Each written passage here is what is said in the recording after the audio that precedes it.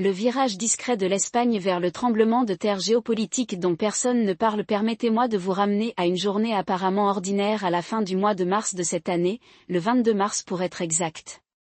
C'est le jour où le roi Felipe VI d'Espagne, dans un geste à peine remarqué dans la presse internationale, a prononcé un discours au Centre culturel islamique de Madrid.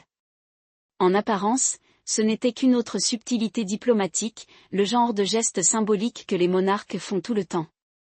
Mais si vous avez passé autant de temps que moi à étudier les changements subtils de la géopolitique européenne, vous savez que lorsqu'un roi catholique dont le titre même, Rey Católico, rappelle la Reconquista et l'expulsion des musulmans de la péninsule ibérique en 1492, se tient devant un centre islamique et déclare que l'avenir de l'Espagne doit inclure une compréhension plus profonde de l'islam, quelque chose de bien plus significatif se passe sous la surface.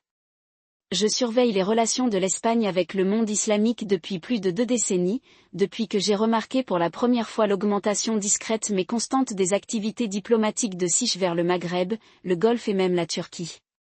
Ce à quoi nous assistons aujourd'hui n'est pas seulement une curiosité culturelle, c'est un recalibrage stratégique, qui pourrait remodeler l'équilibre des pouvoirs en Méditerranée, altérer la sécurité énergétique de l'Europe et même influencer l'issue de la compétition plus large entre les États-Unis, la Chine et la Russie. Et pourtant, si l'on se fie aux médias grand public, on pourrait penser qu'il s'agit simplement d'une autre histoire d'immigration ou de tolérance religieuse.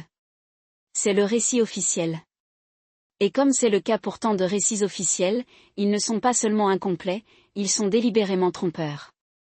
Le fonctionnaire ce qu'ils veulent que vous croyiez l'histoire, telle qu'elle est racontée, semble indiquer que l'Espagne, comme une grande partie de l'Europe occidentale, connaît un changement démographique.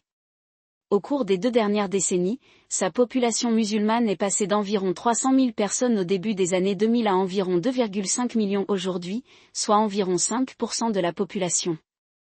La plupart d'entre eux sont des immigrants du Maroc, d'Algérie et du Pakistan, avec un contingent de convertis plus restreint mais influx, en particulier parmi les jeunes siars désillusionnés par l'Église catholique. Le gouvernement, nous dit-on, répond simplement à cette réalité par une politique d'inclusion. Le discours du roi Felipe faisait partie de cet effort, un geste symbolique visant à favoriser la cohésion sociale à une époque d'islamophobie croissante. Les données semblent soutenir cela. Le gouvernement Sich a, ces dernières années, financé des centres culturels islamiques, autorisé la nourriture halal dans les écoles publiques et a même envisagé une proposition visant à reconnaître les fêtes islamiques dans certaines régions. En 2022, le ministre espagnol des Affaires étrangères, José Manuel Albar, a déclaré que l'Espagne était « un pont entre l'Europe et le monde arabe », une expression qui est depuis devenue un incontournable de la rhétorique diplomatique de Madrid. Les médias ont largement repris cette ligne. LP a publié l'année dernière un éditorial intitulé « L'avenir musulman de l'Espagne », décrivant la présence islamique croissante dans le pays comme une évolution inévitable et même souhaitable. La BBC, dans un documentaire de 2023, a souligné la « révolution tranquille » des convertis de Sich à l'islam, la décrivant comme une conséquence naturelle de la sécularisation et de la mondialisation. Mais voici le problème, il traite l'engagement de l'Espagne envers l'islam comme un phénomène culturel purement national, comme si les seules forces en jeu étaient l'immigration, le pluralisme religieux et le déclin du catholicisme. Ce n'est pas seulement naïf, c'est dangereusement incomplet. Parce que ce qui se passe réellement, c'est que l'Espagne, membre de l'OTAN et allié clé des États-Unis en Europe, prend une série de mesures géopolitiques calculées qui ont bien plus à voir avec l'énergie, la sécurité et la concurrence entre grandes puissances qu'avec le multiculturalisme. Et si vous ne comprenez pas cela, vous ne comprenez pas les véritables enjeux de ce qui se passe. Déconstruire ce qui se passe réellement, commençons par les chiffres.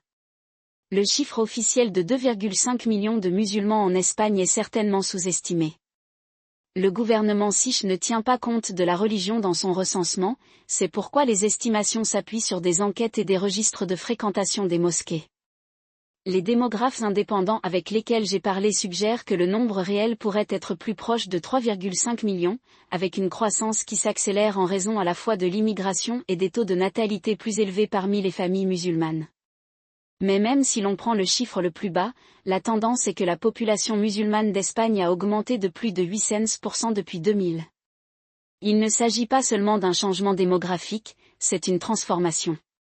Maintenant, c'est ici que cela devient intéressant. Le gouvernement siche ne se contente pas d'observer passivement ce changement. Cela le facilite activement. En 2021, le ministère espagnol de la Justice a approuvé la création de la Comisión Islámica de España, un organisme conçu pour donner aux musulmans siches une voix formelle dans les discussions politiques. Il ne s'agissait pas seulement de représentation, mais aussi d'institutionnalisation de l'islam au sein de l'État de Siche. Et ce n'était pas un geste isolé.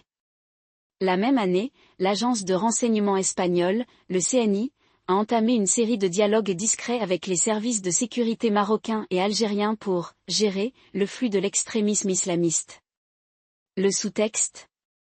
L'Espagne se préparait à un avenir dans lequel l'islam ne serait plus seulement une religion minoritaire mais un élément permanent de son paysage politique et social. Mais pourquoi ? Pourquoi un pays avec l'histoire de l'Espagne où l'identité même de la nation est liée à l'expulsion des musulmans et des juifs en 1492 adopterait-il soudainement une politique d'inclusion islamique ? La réponse réside dans 3 énergies, la migration et la multipolarité. Tout d'abord, l'énergie. L'Espagne est l'un des pays d'Europe les plus vulnérables en matière de sécurité énergétique.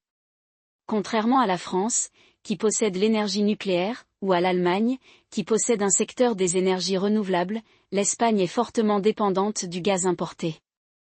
Et d'où vient ce gaz ? Principalement depuis l'Algérie, via le gazoduc Medgaz, et depuis le Qatar et les Émirats arabes unis via les expéditions de GNL. En 2022, après l'invasion de l'Ukraine par la Russie, l'Espagne est devenue le plus grand importateur européen de gaz algérien, dépassant même l'Italie.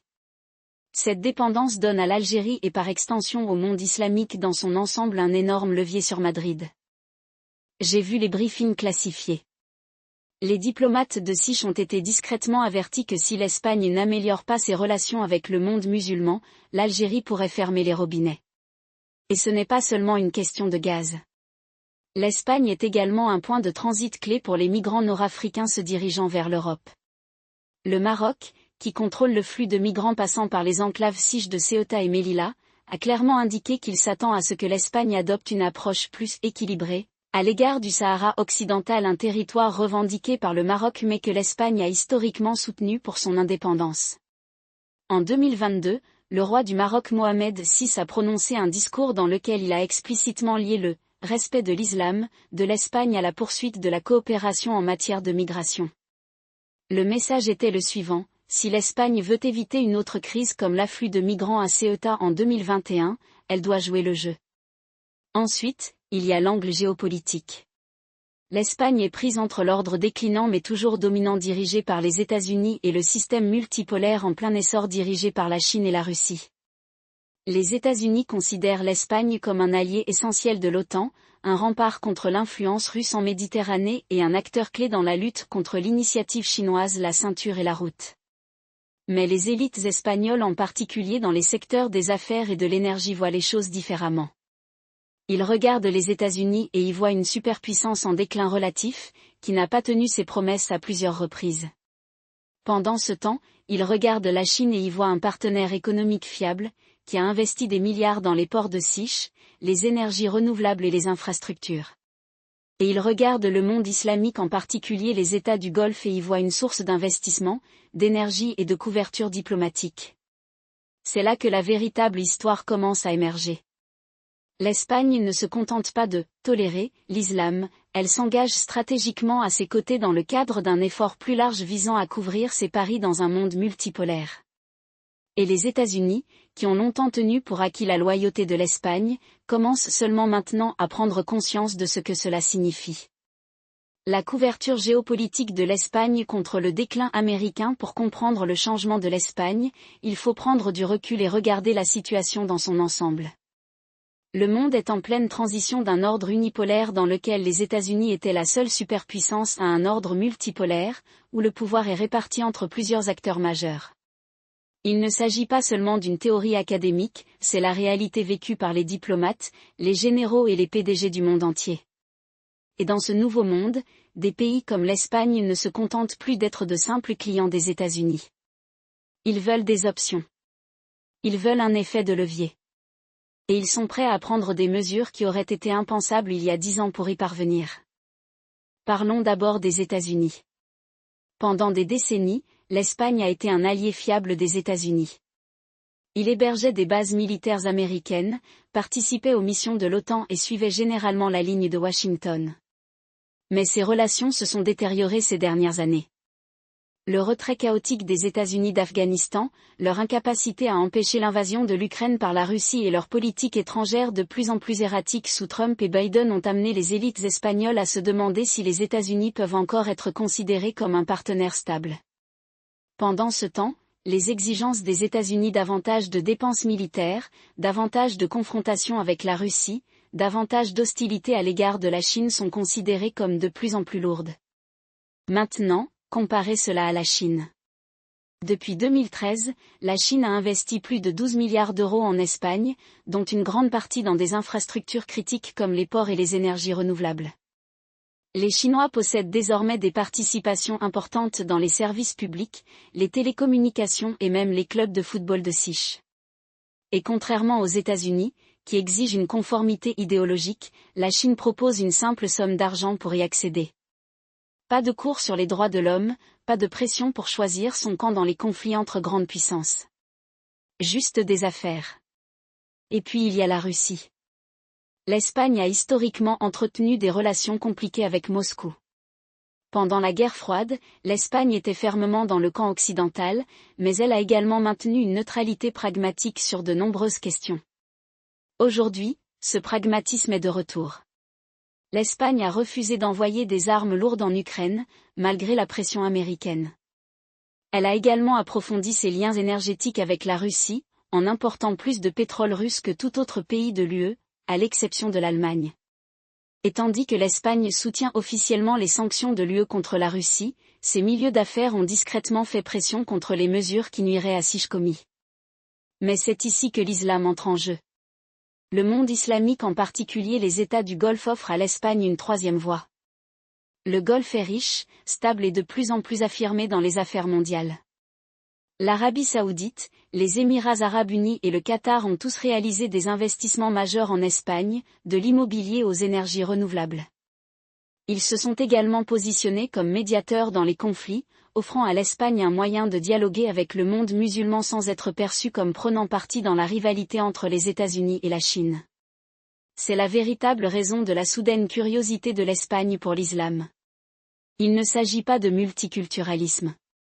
C'est une question de géopolitique. L'Espagne couvre ses paris. Cela signifie nous sommes toujours votre allié, mais nous avons d'autres options. Et cela signifie aux islamiques, nous sommes ouverts aux affaires. Militaire et stratégique. L'échiquier méditerranéen. Parlons maintenant de la dimension militaire, car c'est là que les choses deviennent vraiment intéressantes et dangereuses. La position stratégique de l'Espagne en Méditerranée en fait un acteur essentiel dans tout conflit futur entre l'OTAN et la Russie. Le détroit de Gibraltar est l'un des points d'étranglement les plus importants au monde, contrôlant l'accès entre l'Atlantique et la Méditerranée. La 6e flotte de la marine américaine opère à partir de Rota, et la base est une plaque tournante clé pour surveiller l'activité des sous-marins russes dans l'Atlantique. Si une guerre éclatait entre l'OTAN et la Russie, l'Espagne serait en première ligne. Mais voici que l'armée espagnole n'est pas en mesure de mener une guerre majeure. Son budget de défense ne représente que 1,3% du PIB, soit bien en dessous de l'objectif de 2% de l'OTAN. Sa marine vieillit, son armée de l'air s'appuie sur des F-18 obsolètes et son armée est en sous-effectif. Les États-Unis font pression depuis des années sur l'Espagne pour qu'elle augmente ses dépenses de défense, mais Madrid a traîné les pieds. Pourquoi ? Parce que les élites espagnoles ne considèrent pas la Russie comme une menace existentielle. Ils y voient une nuisance, un problème à gérer plutôt qu'à affronter. C'est là que l'engagement de l'Espagne avec le monde islamique prend une importance stratégique. Si l'Espagne se tournait pleinement vers les États du Golfe, elle pourrait avoir accès à une technologie militaire avancée, drones, systèmes de défense antimissiles, et même chasseurs de 5e génération qui réduiraient sa dépendance à l'égard des États-Unis. Les Émirats Arabes Unis, par exemple, ont déjà vendu à l'Espagne des systèmes radars avancés, et des rumeurs font état de discussions sur la production conjointe de drones. Si l'Espagne approfondissait ses liens, elle pourrait devenir un important importateur d'armes du Golfe, s'éloignant ainsi davantage des États-Unis. Mais il y a un piège. Les pays du Golfe sont également de gros investisseurs en Russie. L'Arabie Saoudite et les Émirats Arabes Unis ont tous deux refusé de se joindre aux sanctions occidentales contre Moscou et ont continué à acheter du pétrole russe. Si l'Espagne devenait trop dépendante de la technologie militaire du Golfe, elle pourrait se retrouver dans une position où elle subventionnerait de fait l'effort de guerre de la Russie. C'est le genre d'ambiguïté stratégique qui empêche les planificateurs militaires américains de dormir la nuit. Ensuite, il y a la question du Maroc. Les relations de l'Espagne avec son voisin du Sud sont l'une des plus complexes au monde. Le Maroc contrôle le flux de migrants vers l'Espagne, revendique les enclaves siches de Ceuta et Melilla et entretient un différend de longue date avec l'Algérie au sujet du Sahara occidental. L'Espagne a historiquement tenté d'équilibrer ses relations avec le Maroc et l'Algérie, mais ces dernières années, elle s'est tournée vers le Maroc. En 2022, l'Espagne a officiellement reconnu le plan d'autonomie du Maroc pour le Sahara occidental, une victoire diplomatique majeure pour Rabat. Mais voilà, le Maroc est aussi un acteur majeur du monde islamique. Elle abrite l'une des institutions islamiques les plus influentes au monde, la Fondation Mohamed VI pour les oulémas africains, qui promeut une version modérée et contrôlée par l'État de l'islam. Le Maroc s'est également positionné comme un allié clé des États du Golfe, notamment de l'Arabie Saoudite. Si l'Espagne veut maintenir ses bonnes relations avec le Maroc et par extension, son contrôle sur la migration, elle doit rester en bons termes avec le monde islamique dans son ensemble. C'est le dilemme militaro-stratégique auquel l'Espagne est confrontée. D'un côté, il s'agit d'un membre de l'OTAN et d'un allié des États-Unis. D'un autre côté, il dépend de plus en plus du monde islamique en matière d'énergie, de contrôle des migrations et même de technologie militaire. Et si les choses se gâtent, l'Espagne devra peut-être choisir entre les deux. La politique intérieure. Pourquoi les élites espagnoles parient sur l'islam? Bien entendu, rien de tout cela ne se produit en vase clos. La politique étrangère de l'Espagne est façonnée par sa politique intérieure, et celle-ci est de plus en plus polarisée. Le pays est gouverné par une coalition fragile composée du Parti socialiste et du parti d'extrême gauche Podemos, tandis que le Parti populaire conservateur et le parti d'extrême droite Vox attendent dans les coulisses. Cette fragmentation politique rend difficile les initiatives audacieuses en matière de politique étrangère, mais elle crée également des opportunités pour ceux qui savent jouer le jeu. Commençons par la gauche. Podemos, le partenaire junior de la coalition, sympathise depuis longtemps avec la cause palestinienne et critique la politique étrangère américaine. Ses dirigeants ont appelé l'Espagne à reconnaître un État palestinien, à mettre fin aux ventes d'armes à l'Arabie Saoudite et à adopter une politique étrangère plus indépendante. Mais Podemos est également une force en déclin. Son soutien s'est effondré ces dernières années et il est désormais un acteur mineur dans la politique de Sich. Le véritable pouvoir appartient au PSOE, dirigé par le Premier ministre Pedro Sánchez. Sánchez est un pragmatique. Il n'est idéologiquement engagé dans aucune vision particulière de politique étrangère. Sa priorité est de rester au pouvoir, ce qui signifie satisfaire ses partenaires de coalition tout en attirant le monde des affaires. Et c'est ici que l'islam entre en jeu. L'élite économique Sich, en particulier celle de l'énergie, des infrastructures et de la finance, considère le monde islamique comme un marché en croissance. Ils veulent davantage de commerce avec le Golfe, davantage d'investissements du Qatar et davantage d'accords énergétiques avec l'Algérie. Sánchez, qui entretient des liens étroits avec le monde des affaires, a été heureux de rendre service. Mais il existe une autre Catalogne. Le mouvement indépendantiste catalan est une épine dans le pied de Madrid depuis des années, et Sánchez cherche désespérément à empêcher une nouvelle crise de sécession.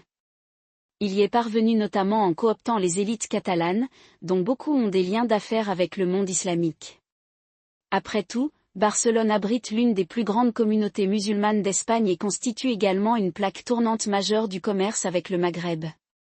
En adoptant l'islam, Sánchez envoie un message aux Catalans: nous ne sommes pas vos ennemis. Nous sommes ouverts à vos intérêts commerciaux. Et puis il y a le droit. Le PP et Vox ont tous deux tenté de capitaliser sur le sentiment anti-islamique, présentant la population musulmane croissante d'Espagne comme une menace pour l'identité nationale. Mais leurs efforts se sont largement retournés contre eux. Le PP, qui tente de se positionner comme une alternative modérée à Vox, a pris soin de ne pas s'aliéner le monde des affaires en adoptant une ligne trop dure à l'égard de l'islam. Et Vox, ouvertement islamophobe, voit son soutien stagner. La réalité est que la plupart des siars ne considèrent pas l'islam comme une menace majeure. Ils y voient une réalité qui peut être gérée grâce à une politique intelligente. C'est le contexte politique intérieur dans lequel se déroule l'engagement de l'Espagne envers l'islam. La gauche y voit un moyen de se différencier des États-Unis. Le monde des affaires y voit une source d'investissement et de sécurité énergétique. Et la droite, qui autrement pourrait s'y opposer, est trop faible pour l'arrêter. Le résultat est un changement discret mais profond dans la politique étrangère espagnole, qui pourrait avoir des implications majeures sur l'équilibre des pouvoirs en Europe. Scénario où cela nous mène alors, où tout cela mène-t-il ? Examinons 3 scénarios possibles, chacun comportant son propre ensemble de risques et d'opportunités. Scénario 1, le pivot doux. Dans ce scénario, l'Espagne poursuit sa trajectoire actuelle, approfondir ses liens avec le monde islamique sans rompre complètement avec les États-Unis. Il devient un médiateur clé entre l'Europe et le Golfe, une plaque tournante de la finance islamique et un importateur majeur de l'énergie et de la technologie militaire du Golfe. Les États-Unis tolèrent cela parce qu'ils ont besoin de l'Espagne comme allié de l'OTAN, mais ils commencent également à considérer l'Espagne comme un partenaire moins fiable. Pendant ce temps, la population musulmane espagnole continue de croître et l'islam devient un élément de plus en plus institutionnalisé de la société siche. Ce scénario est le plus probable, mais c'est aussi le plus instable. Cela laisse l'Espagne coincée entre 2 mondes, ni totalement alignée sur les États-Unis ni totalement indépendante. Scénario 2, la rupture totale. Dans ce scénario, l'engagement de l'Espagne auprès du monde islamique s'accélère et elle commence à prendre ses distances par rapport aux États-Unis. Il reconnaît un État palestinien, approfondit ses liens militaires avec le Golfe et devient un importateur majeur de gaz russe et algérien. Les États-Unis répondent par couper l'aide militaire, dégrader ses relations avec Madrid et même encourager les séparatistes catalans comme moyen de punir l'Espagne pour son défi. L'UE, quant à elle, se sent profondément mal à l'aise face au nouvel alignement de l'Espagne, craignant que cela ne déstabilise la sécurité énergétique du bloc et ne sape sa position collective à l'égard de la Russie. L'Espagne se retrouve isolée en Europe mais courtisée par le Golfe, la Turquie et même la Chine, qui y voit une opportunité d'attirer une autre nation occidentale sur son orbite. Ce scénario est à haut risque et à haute récompense. Cela pourrait transformer l'Espagne en une puissance méditerranéenne, mais cela pourrait également la rendre vulnérable à la coercition économique et au chantage géopolitique. Or, ce que la plupart des gens ne réalisent pas, c'est qu'il ne s'agit pas seulement de l'Espagne, il s'agit également de l'effondrement de l'ordre de l'après-guerre froide en Europe. Pendant des décennies, le continent a fonctionné en partant du principe que sa sécurité était garantie par l'OTAN et son énergie par le gaz russe, les États-Unis étant le garant ultime des deux. Mais ce système est en train de s'effondrer. La dépendance énergétique de l'Allemagne à l'égard de la Russie a été révélée comme une vulnérabilité stratégique après la guerre en Ukraine, et l'Espagne teste désormais si l'Europe peut survivre sans l'hégémonie américaine. La vérité inconfortable est que le pivot de l'Espagne ne concerne pas seulement l'islam, il s'agit de savoir si l'Europe peut avoir une politique étrangère qui ne soit pas dictée par Washington. Laissez-moi vous expliquer pourquoi cela est important pour l'équilibre militaire en Méditerranée. L'Espagne abrite déjà 2 grandes bases militaires américaines, la base navale de Rota, qui abrite 4 destroyers équipés de l'Aegis, et la base aérienne de Morón, qui sert de site d'opération avancé pour les forces américaines en Afrique. Ce sont des nœuds critiques dans la projection de la puissance mondiale de l'Amérique, en particulier pour les opérations en Afrique du Nord et au Moyen-Orient. Si l'Espagne devait réduire l'accès des États-Unis à ces bases ou pire, expulser complètement les forces américaines, cela créerait une brèche dans le flanc sud de l'OTAN que la Russie, la Chine ou même la Turquie pourraient exploiter. C'est ici que le monde islamique entre en jeu. Les États du Golfe, en particulier l'Arabie saoudite et les Émirats arabes unis, étendent discrètement leur empreinte militaire en Méditerranée. Les Émirats arabes unis ont investi massivement dans les ports de Grèce et d'Égypte, tandis que l'Arabie saoudite courtise le Maroc et la Tunisie. Si l'Espagne approfondissait ses liens militaires avec ces pays, elle pourrait créer un nouvel axe de pouvoir dans la région, un axe qui fonctionnerait indépendamment des États-Unis et de la Russie. Imaginez un scénario dans lequel des frégates siches effectuent des patrouilles conjointes avec des corvettes émiraties dans le détroit de Gibraltar, ou dans lequel des sous-traitants de la défense financés par l'Arabie saoudite s'installent en Andalousie. Ce n'est pas de la science-fiction, cela se produit déjà de manière plus modeste. En 2022, l'Espagne et l'Arabie Saoudite ont signé un accord de coopération en matière de défense prévoyant des exercices navals conjoints et la vente potentielle de corvettes fabriquées par Sich à Riyad. Le véritable joker ici est la Turquie. Ankara joue un double jeu depuis des années, équilibrant son adhésion à l'OTAN et ses ambitions de devenir une hégémonie régionale. Si l'Espagne s'alignait plus étroitement sur le monde islamique, la Turquie y verrait une opportunité de mettre Madrid dans son orbite. Cela pourrait prendre la forme de projets de défense communs, de partage de renseignements ou même d'une renaissance du concept de « bloc islamique méditerranéen » de l'ère ottomane. Le problème est que les intérêts de la Turquie ne correspondent pas toujours à ceux des États du Golfe. Ankara et Riyad se sont affrontés au sujet du Qatar, de la Libye et même des frères musulmans. L'Espagne devrait gérer ses rivalités avec prudence, sinon elle risquerait de devenir un pion dans une guerre par procuration plus vaste. Parlons maintenant de l'éléphant en Algérie. La relation entre l'Espagne et l'Algérie constitue l'une des lignes de fracture les plus sous-estimées de la géopolitique européenne. L'Algérie est le plus grand fournisseur de gaz naturel de l'Espagne, et Madrid marche sur la corde raide entre maintenir de bonnes relations avec Alger et ne pas provoquer le Maroc, qui a des conflits territoriaux avec les deux pays. Si l'Espagne devait approfondir ses liens avec le Golfe, l'Algérie pourrait considérer cela comme une trahison, en particulier si Riyad ou Abu Dhabi investissaient dans les infrastructures énergétiques de Sich qui concurrencent le gaz algérien. L'Algérie a déjà montré sa volonté d'utiliser l'énergie comme une arme. En 2022, il a interrompu l'approvisionnement en gaz du Maroc et de l'Espagne dans le cadre d'un conflit sur le Sahara occidental. Si l'Espagne s'orientait trop vers le Golfe, l'Algérie pourrait riposter en coupant l'approvisionnement en gaz, déclenchant ainsi une crise énergétique en Europe. L'engagement de l'Espagne envers l'islam n'est pas seulement une question de religion ou de culture, c'est une question de pouvoir. Les États du Golfe voient l'Espagne comme une porte d'entrée vers l'Europe, un moyen de contourner l'influence américaine et de prendre pied dans l'UE. L'Espagne, quant à elle, considère le Golfe comme une source d'investissement, d'énergie et de technologie militaire susceptible de réduire sa dépendance à l'égard des États-Unis. Mais cette relation est intrinsèquement transactionnelle, et les relations transactionnelles sont fragiles. Les États du Golfe ont l'habitude d'abandonner leurs alliés quand cela les arrange. Il suffit de demander au Pakistan, qui a été laissé pour compte après le retrait des États-Unis d'Afghanistan. Si l'Espagne pariait trop sur le Golfe, elle pourrait se retrouver isolée lors de la prochaine crise. Alors, où cela nous mène-t-il ? Le résultat le plus probable est que l'Espagne continue de se protéger, approfondissant ses liens avec le monde islamique tout en maintenant son alliance avec les États-Unis. Mais la couverture est un jeu dangereux. Cela nécessite un équilibre délicat, et un faux pas pourrait faire tomber l'Espagne dans les bras du Golfe ou la ramener dans les bras de Washington. La vraie question est de savoir si la classe politique espagnole a la vision stratégique nécessaire pour s'adapter à ce nouveau paysage. Je parie que non. La politique étrangère de Sich a toujours été réactive et non proactive. Elle répond aux crises plutôt que de les anticiper. Si l'Espagne veut éviter de devenir un pion dans un jeu géopolitique plus vaste, elle devra commencer à penser comme une grande puissance, et non comme un simple poids moyen dans l'ombre de l'Europe. Et cela, j'en ai bien peur, c'est beaucoup demandé. Ce que la plupart des gens ne réalisent pas, c'est que le paysage politique intérieur espagnol se fracture déjà sous le poids de ces tensions géopolitiques.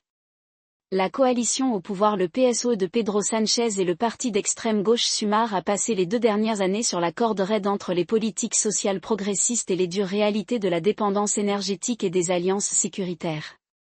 Mais la question islamique est en train de devenir la corde qui pourrait tout briser. Laissez-moi vous expliquer pourquoi c'est important.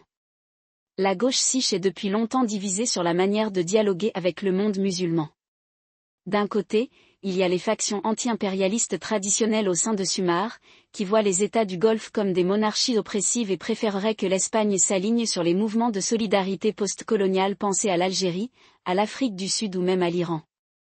De l'autre, il y a l'aile pragmatique du PSOE, qui reconnaît que la survie économique de l'Espagne dépend du maintien de bonnes relations avec l'Europe et le Golfe. Ce n'est pas seulement théorique. En 2023, l'Espagne a importé 42% de son gaz naturel d'Algérie, mais elle a également reçu plus de 12 milliards d'euros d'investissement de l'Arabie Saoudite et des Émirats Arabes Unis, dont une grande partie dans les énergies renouvelables et les infrastructures. L'incapacité de la gauche à concilier ces deux réalités crée une paralysie politique qui pourrait avoir de graves conséquences. Voilà un malaise, la classe politique espagnole n'est pas préparée à la bataille idéologique qui s'annonce. Le parti d'extrême droite Vox a déjà instrumentalisé la question islamique, présentant l'engagement de l'Espagne dans le Golfe comme un cheval de Troie pour la charia et la migration de masse. Leur rhétorique n'est pas seulement xénophobe, elle est stratégiquement conçue pour exploiter les contradictions de la gauche. Lorsque le gouvernement de Sánchez a signé un protocole d'accord avec l'Arabie Saoudite en 2022 pour collaborer sur des projets d'hydrogène vert, Vox ne s'est pas contenté de critiquer l'accord, ils l'ont présenté comme une preuve que la gauche vendait l'identité chrétienne de l'Espagne aux monarchies pétrodollars. Et ça a marché. Lors des élections régionales de 2023, Vox a gagné du terrain en Andalousie et à Valence en liant la question islamique à des inquiétudes plus larges concernant la sécurité énergétique et l'érosion culturelle.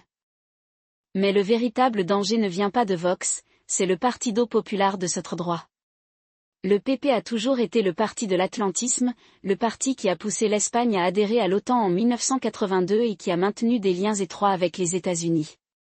Mais sous Alberto Núñez Feijóo, le PP a adopté une position plus ambiguë. Ils ont critiqué l'action de Sánchez dans le Golfe, mais ils ont également évité une condamnation pure et simple, sachant que les entreprises siches en particulier en Catalogne et au Pays Basque sont profondément investies au Moyen-Orient. Le dilemme du PP est que s'il pousse trop fort contre les pays du Golfe, il risque de s'aliéner l'élite patronale espagnole, s'il n'insiste pas assez, il cède la guerre culturelle à Vox. C'est pourquoi Feijóo a été si prudent dans sa rhétorique, appelant à des « relations équilibrées » avec le monde islamique tout en évitant toute proposition politique concrète.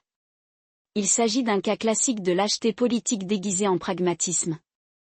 Parlons maintenant de la Catalogne, car c'est là que les choses deviennent vraiment compliquées. Le mouvement indépendantiste catalan a toujours eu une relation compliquée avec l'islam. D'une part, l'histoire de la Catalogne en tant que carrefour méditerranéen la rend plus ouverte à la culture islamique que, par exemple, la Castille. Barcelone abrite l'une des plus grandes communautés musulmanes d'Espagne et la Generalitat a financé des centres culturels islamiques et a même autorisé des menus halal dans les écoles publiques. Mais d'un autre côté, les dirigeants du mouvement indépendantiste en particulier Carles Puigdemont et son parti courtisent discrètement les États du Golfe depuis des années. Pourquoi ? Parce qu'ils voient le Golfe comme un contrepoids potentiel à la domination économique de Madrid. En 2021, Puigdemont a rencontré des responsables qataris à Bruxelles pour discuter des investissements dans le secteur technologique catalan. La réunion a été discrète, mais les implications sont que si la Catalogne accède un jour à son indépendance, elle ne se tournera pas vers Bruxelles ou Washington pour obtenir du favoritisme, mais vers Doha et Riyad. C'est là que la politique intérieure et la politique étrangère de l'Espagne se heurtent. Si la Catalogne devait faire sécession, cela créerait un vide géopolitique en Méditerranée, un vide que les États du Golfe seraient ravis de combler. Mais voilà, une Catalogne indépendante alignée sur le Golfe obligerait Madrid à choisir entre deux options terribles. Cette option double l'atlantisme, approfondit les liens avec les États-Unis et risque de s'aliéner le reste des régions espagnoles, de plus en plus sceptiques quant à l'hégémonie américaine. L'option pivote vers le Golfe, accepte un rôle subordonné dans un nouvel ordre énergétique et observe le déclin de l'influence de l'Espagne en Europe. Aucune des deux options n'est attrayante, c'est pourquoi l'establishment de Sich cherche désespérément à éviter complètement la question catalane. Mais la question catalane n'est qu'une pièce du puzzle. Le plus gros problème est que la classe politique espagnole continue de penser en termes de XXe siècle. Il voit le monde islamique comme un monolithe, soit une source d'énergie bon marché, soit une menace pour la sécurité, alors qu'en réalité, il s'agit d'un réseau complexe d'intérêts concurrents. Les États du Golfe ne constituent pas un bloc unifié. L'Arabie Saoudite et les Émirats Arabes Unis sont engagés dans une guerre par procuration au Yémen. Le Qatar et les Émirats Arabes Unis sont rivaux sur le marché mondial du gaz. La Turquie et les pays du Golfe se disputent l'influence en Afrique du Nord. Les dirigeants espagnols semblent penser qu'ils peuvent surmonter ces rivalités en jouant gentiment avec tout le monde, mais ce n'est pas ainsi que fonctionne la géopolitique. On ne peut pas être la Suisse quand les joueurs à la table sont l'Arabie Saoudite, l'Iran et la Turquie. Laissez-moi vous donner un exemple concret. En 2020, la compagnie pétrolière publique espagnole Repsol a signé un accord avec Saudi Aramco pour développer un complexe pétrochimique de 10 milliards d'euros en Arabie Saoudite. L'accord a été salué comme une victoire pour l'industrie de Sich, mais il a également placé Repsol dans la ligne de mire de l'Iran, qui considère l'Arabie Saoudite comme un rival régional. Un an plus tard, des pirates informatiques soutenus par l'Iran ont lancé une cyberattaque contre les systèmes de Repsol, perturbant les opérations pendant des semaines. Le gouvernement Sich a minimisé l'incident, mais le message était le suivant: si vous jouez dans le Golfe, vous jouez avec le feu. Et pourtant, l'Espagne continue de doubler sa mise. En 2023, le gouvernement a approuvé un nouvel accord de défense avec les Émirats arabes unis, permettant aux fabricants d'armes Sich de vendre des technologies militaires avancées à Abu Dhabi. Il ne s'agit pas seulement d'une question d'argent, il s'agit de signaler aux pays du Golfe que l'Espagne est un partenaire fiable. Mais que se passe-t-il lorsque les Émirats arabes unis utilisent ces armes au Yémen? Que se passera-t-il lorsque l'Espagne sera contrainte de choisir entre ses alliés européens, de plus en plus critiques à l'égard des violations des droits humains dans le Golfe, et ses nouveaux partenaires de Riyad et d'Abu Dhabi? Voilà que les dirigeants espagnols n'ont pas de réponse à ces questions car ils n'ont jamais eu à y penser auparavant. Pendant des décennies, la politique étrangère de l'Espagne s'est alignée sur celle des États-Unis, elle est restée au sein de l'OTAN et n'a pas fait de vagues. Mais le monde a changé. Les États-Unis ne sont plus l'hégémon incontesté. L'Europe se fracture. Les États du Golfe s'affirment comme acteurs indépendants. Et l'Espagne est prise au milieu, sans stratégie claire et avec une classe politique plus intéressée par les gains à court terme que par la survie à long terme. Alors, quel est le scénario le plus probable? Je dirais que l'Espagne continuera de se débrouiller, en concluant des accords progressifs avec le Golfe tout en essayant de satisfaire ses alliés européens et américains. La gauche continuera à promouvoir des liens plus étroits avec le monde islamique, la droite continuera à mettre en garde contre les dangers de l'influence islamique et la question catalane s'envenimera en arrière-plan. Mais ce n'est pas une stratégie durable. À un moment donné, l'Espagne devra faire un choix. Deviendra-t-il un pont entre l'Europe et le monde islamique, ou deviendra-t-il un champ de bataille entre leurs intérêts concurrents? Mon argent est sur ce dernier. Parce que lorsque vous êtes une puissance moyenne sans stratégie claire, vous ne pouvez pas choisir votre rôle dans le jeu, on vous en assigne un. Et en ce moment, ce sont les États du Golfe qui tiennent la plume. Ce que la plupart des gens ne réalisent pas, c'est que le flirt de l'Espagne avec le monde islamique n'est pas seulement une question de pétrole ou d'armes, mais aussi une question d'identité. Et c'est là que les choses deviennent vraiment intéressantes, car l'identité est la seule chose qu'aucun gouvernement ne peut contrôler, quel que soit le nombre d'accords de défense qu'il signe. Par exemple, en 2022, la Commission islamique Sich a rapporté que le pays comptait plus de 2,5 millions de musulmans, soit environ 5% de la population, et des projections suggèrent que ce chiffre pourrait doubler d'ici 2050. Il ne s'agit pas simplement d'un changement démographique, c'est un tremblement de terre culturel. Et pourtant, l'État de Sich n'a presque rien fait pour s'y préparer. Laissez-moi vous expliquer pourquoi c'est important. La relation de l'Espagne avec l'islam n'est pas seulement historique, elle est existentielle. Pendant 800 ans, Al-Andalus n'était pas seulement un chapitre d'un manuel, c'était une civilisation vivante et respirante qui a tout façonné, de l'architecture à l'agriculture, de la langue au droit. La Reconquista n'était pas seulement une campagne militaire, c'était un effacement culturel, un oubli délibéré. Et aujourd'hui, avec la montée de l'immigration musulmane et l'offensive de soft power du Golfe, l'Espagne est obligée de se souvenir. La question est de savoir si elle le fera selon ses propres conditions ou selon celles de quelqu'un d'autre. Voilà pourquoi la classe politique espagnole traite cette question comme une question transactionnelle, alors qu'il s'agit en réalité d'une question stratégique. Les États du Golfe ne se contentent pas d'acheter de l'influence, ils réécrivent leur récit. En 2021, le prince héritier d'Arabie Saoudite Mohammed Ben Salman a promis $1 milliard pour restaurer les sites du patrimoine islamique en Espagne, notamment l'Alhambra et la mosquée cathédrale de Cordoue. En apparence, c'est de la diplomatie culturelle. En dessous, c'est un jeu de pouvoir. Parce que lorsque vous contrôlez l'histoire du passé, vous façonnez l'avenir. Et en ce moment même, les pays du Golfe disent aux musulmans d'Espagne que leur histoire n'est pas seulement celle de Siche, mais qu'elle est islamique. Ce n'est pas seulement une affirmation religieuse, c'est une question géopolitique. Alors, quelles sont les options de l'Espagne? Décomposons-les. Premièrement, il y a le statut qui continue à se débrouiller, à signer des accords avec le Golfe tout en prétendant que les changements culturels et démographiques ne se produisent pas. C'est la voie de moindre résistance, et c'est celle que l'Espagne semble déterminée à emprunter. Mais c'est aussi la plus dangereuse, car elle laisse le pays vulnérable aux manipulations extérieures. Si l'Espagne ne définit pas sa relation avec l'islam, quelqu'un d'autre le fera. Et que quelqu'un d'autre aura un programme qui pourrait ne pas correspondre aux intérêts de Siche. Deuxièmement, il y a l'intégration européenne qui double l'adhésion à l'UE, s'aligne sur Bruxelles sur les droits de l'homme et les valeurs démocratiques et utilise l'Europe comme bouclier contre l'influence du Golfe. Cela signifierait abandonner les contrats lucratifs d'armement et d'énergie, mais cela signifierait également reconquérir la souveraineté. Le problème? L'Europe elle-même est divisée. La France et l'Allemagne sont de plus en plus en désaccord sur la manière de gérer le monde islamique, et l'Espagne se retrouverait prise au milieu. Pire encore, les populations musulmanes de l'UE augmentent et Bruxelles ne dispose d'aucune stratégie cohérente pour les intégrer. L'Espagne échangerait donc une série de problèmes contre une autre.